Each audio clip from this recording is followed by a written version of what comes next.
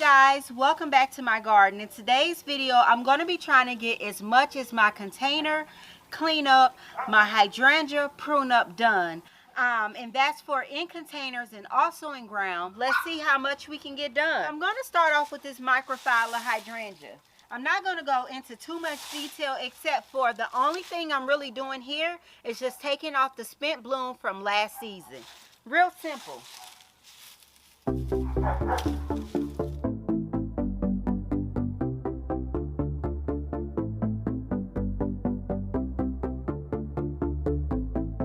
So I have all of this done, but I'm not going to fertilize her just yet. I'm going to wait till the temperatures warm up just a little bit more. But I do have all of those unsightly blooms that I left on the shrub during the winter time.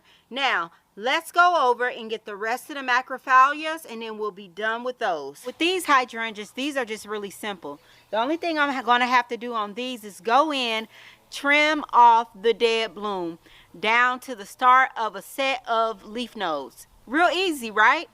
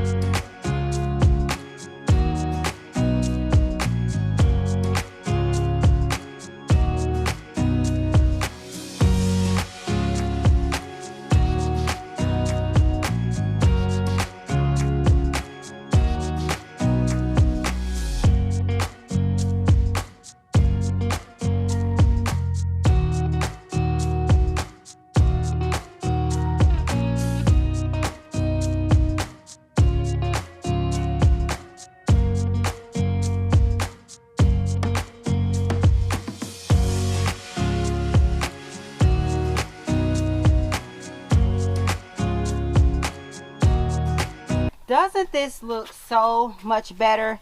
And I'm sorry you guys, the sun is out, it's shining. You look at how I went in and I could work on this all day to really get it the shape I want it to be.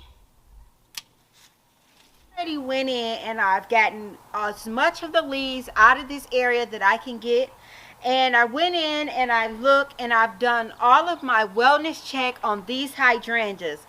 And at this time, all of my hydrangeas in this area are alive and well.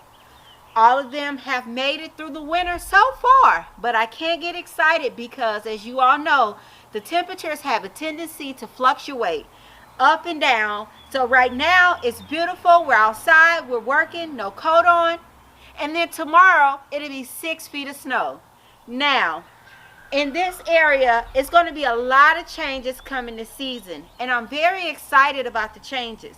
I still have my fountain here covered up. Now, I'll keep my fountain covered up for a few more weeks. It just all depends on what the weather forecast is going to say. I don't want to get her started up too soon because I want to make sure we're not going to have those freezing temperatures, and even though it may not stay that way for very long, I want to do everything I can to make sure I don't have to buy another fountain pump. I will have to buy a rather large fountain pump, and I'd rather spend my coins on plants versus replacing a fountain pump because I could not be patient and wait long enough. So I'm going to go in, remove the winter greens. Once I remove the winter greens in this area, then I'm going to turn around and I'm going to start the pruning process. Now, this area with pruning my hydrangeas takes me the longest. And that's mainly because these hydrangea trees are higher. I have to climb up and down a ladder to get the job done. And while it's labor intensive, the reward is even more rewarding because I'm looking forward to my show. Also, I'm going to go in, I'm going to fertilize these standard hydrangeas. So let's go ahead and get started.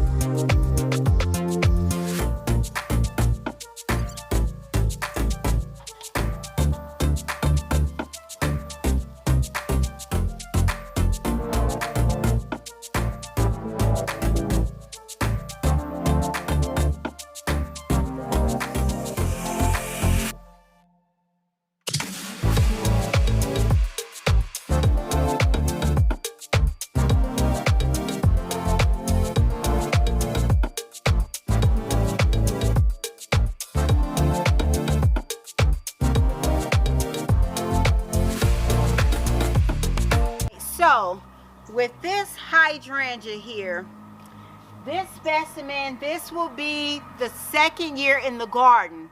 So with this specimen, you see it's not as mature. So I'm going to basically have to come in and thin this out. And this is what I like to call when you forfeit the show. So what I mean by that is I'm going to prune this girl back. When she blooms out, I'm going to say, okay, let's say I have 50 blooms. I might go in and reduce her by 50%. And the reason why I do that is to make sure that she does not break in heavy windstorms. So do you see what I mean by the difference in structure? These are both limelight standard hydrangea trees, but the show is very different. You see, these have very mature stems, and this is what I'm going to have to train my girl over here. I'm going to have to train her in to the way this specimen looks. She's in her development phase. I want to make sure she's able to develop and have those beautiful healthy stems.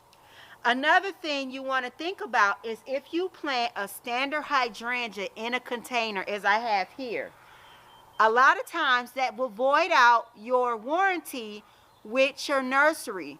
So you want to make sure when you buy a standard and you put it in a container, make sure that your warranty will cover that. Because if not, then you want to make sure that you go ahead, you dig this girl up and you bring her on the inside. So none of these standard hydrangeas, and it's 6 of them in this area, none of them are actually covered. But what I'm going to do is I'm going to show you guys what I use to fertilize these girls, because to have success with standard hydrangeas, it does not take a lot. With standard hydrangeas, it's almost easier than a bush to take care of. But let me fertilize my standard hydrangeas. I like to use Rose Tone, Biospoma, Or if you don't have rose tone on hand, but you have a rose fertilizer, use the fertilizer that you would use for woody plants. And guess what? When I fertilize my other hydrangeas, I use this too as well, unless I'm trying to change the pH of them. Now, another thing I'm going to do is I'm going to go in and I am going to put some compost in these girls. And the reason why I do that is because these are perennial trees. These are perennials. These standards come back year after year if you treat them right. Now, I need to make sure I give this hydrangea all of the benefits that it needs. So I come in, I fertilize, I treat them with compost, and then I'll give them a second helping of compost in about June or July, just depending on what my schedule is. It's going to take me hours to get these pruned down the way that I want it to be. I'm going to try to get as many of the hydrangeas pruned out that I can get pruned out. I'm going to go ahead and bump up to the ones in the front. Those are also year specimens. So do you see how I have these girls trimmed up here? And maybe you can't see them because my house is tan. Now can you see more of the structure? So what I'm going to do is I've went in, I've trimmed back anything that's smaller than a pencil. I'm going to show you guys how I go in, put my rose tone in, my fertilizer, and then I'm going to go ahead and put a nice fluffy coat of compost in. So I just want to show you guys a quick example of that. It's very easy, you guys. I know a lot of you guys already know how to do this. Since you guys are working with me in my garden, I'm going to show you how I do it.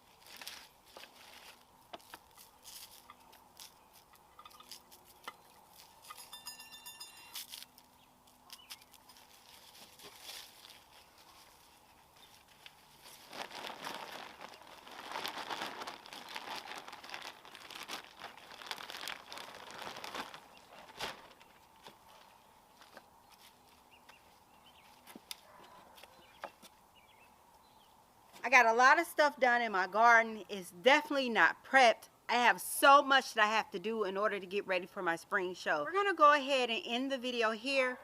Thank you guys for hanging out with me in my garden for a full complete day. Thank you guys for watching. Thank you guys for hanging out with me. Bye bye.